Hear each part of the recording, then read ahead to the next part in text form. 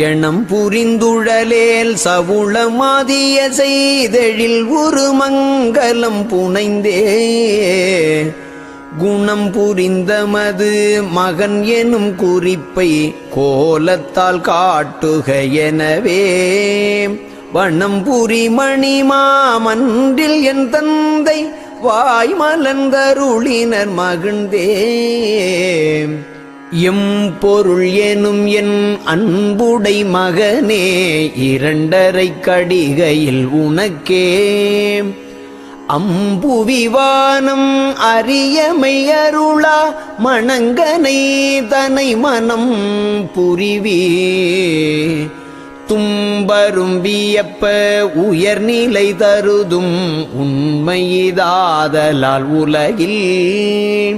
வெம்புரு துயர் தீர்ந்தணிந்து கொள் என்